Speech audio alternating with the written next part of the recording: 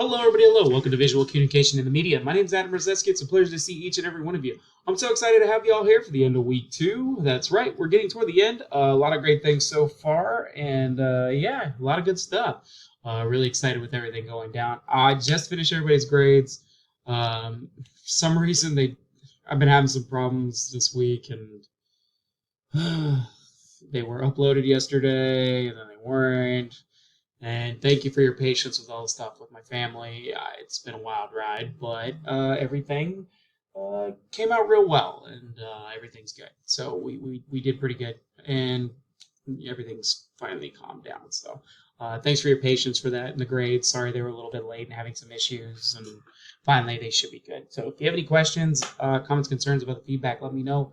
I'm here to help you out. Should have your discussions, your assignments, lectures should be good. Everything should be ready to go.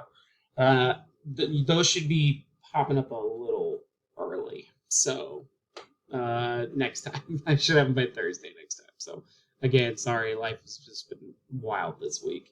However, let's get into what we have for this. So I did some comments on your discussion posts this week. Really great posts out there. Fantastic work, by the way.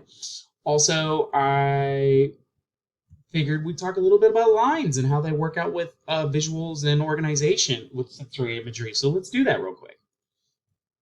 So yeah, communicating with lines is really interesting because line is one of the basic elements of visual communication. They're technically direction flows, and they direct the flow of content, they divide space, and emphasis on a specific area a lot of times. We tend to see lines point us and direct eye movement, and that's really crucial. And each type of line can represent different kinds of moods or senses, much like how colors were when we talked about on Tuesday. So that's really a key point. And I figured just if so, it'll help you out with your assignments for your discussions and also for your written assignment this weekend. I figured we'd talk a little bit about lines to finish up, and that'd be great. Let's do that. So yeah, there's some different type of lines. Each lines kind of matter in their own way, and they kind of work their own concepts too. So much like how colors invoke emotions and different like visuals and how they're laid out, lines can do the same way. And you can use them a lot within your advertisements, images, a lot of different ways to go about it. So straight lines are a way to really give the impression of strictness and rigidity. A lot of companies and groups like to use straight lines to show organization and reliability.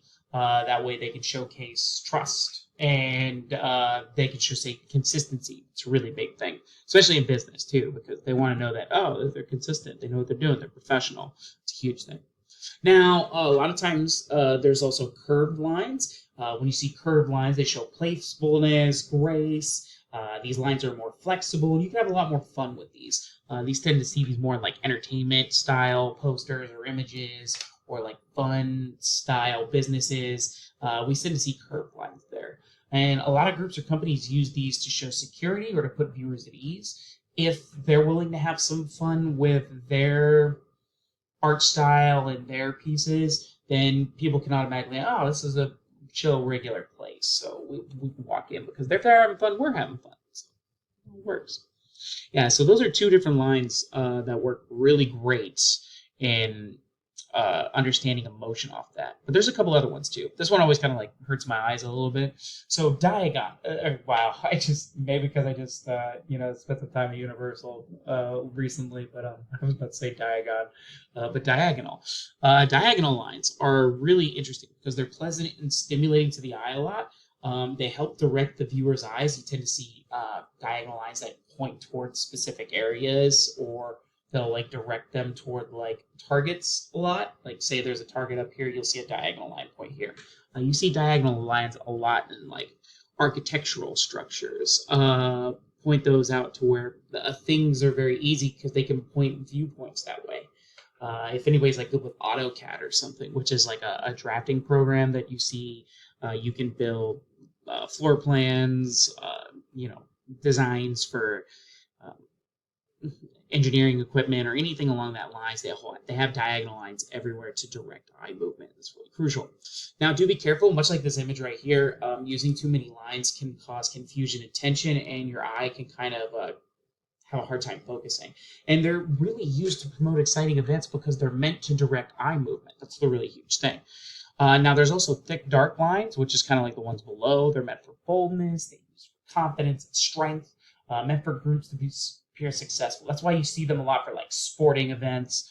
You tend to see them for like wrestling, really big promotional events. Big, bold lines are always there. Now, there's also thin lines and group lines. Thin lines are a little bit less off. They're meant for delicacy and gentleness, meant for organization, but not to be overbearing for look. You tend to see these a lot of lines like for, very beauty line companies, fashion companies. There's a lot of different ways where I know Gucci and all these other ones, they use a lot of thin, light lines and to really showcase their beauty without intimidation and really showcase their design style. Group lines are different. Group lines is just the last example. They're kind of meant for like exploration. They're used to show data easily, and companies use these to showcase numbers or research. So, yeah, there's a lot to it. So these are just 6 examples of how lines are utilized and how emotions and sometimes just like some feelings can be brought out just by looking at these lines. And they all work a specific way. And some companies use multiple types of lines because they want to give off multiple viewpoints of what they have. So it just depends how you want to use them. There are more styles of lines out there with more detailed feelings and emotions that you might possibly get off these and responses. However, these are the basic 6. And with these 6, you can kind of structure a lot of things. Cool. So yeah, that's just a little insight into lines real quick. It should help you out this weekend with everything going on. If you have any questions, comments, concerns, let me know. Also, do keep in mind you have your discussion post due tonight for your reply. Again, I've posted a couple things, so let me know if you need anything. Also, again, the grades have been posted. Sorry for the delay. Thanks for bearing with me and a lot of this tough schedule and everything that went with my family. So I really appreciate that. It'll never happen again. So that way you'll have your stuff on time. So everything should be good. Other than that, that's pretty much it. Yeah, so you do have your project assignment due tomorrow and then your live lecture assignment as well. Keep in mind for your live lecture, it's just 1 to 2 sentences of what you learned in the lecture. Just don't be basic. Please make sure to be like, I learned about sensory imagery, and details about what the lecture was. And if you have any feedback for that lecture, yes or no. Other than that, that's pretty much it.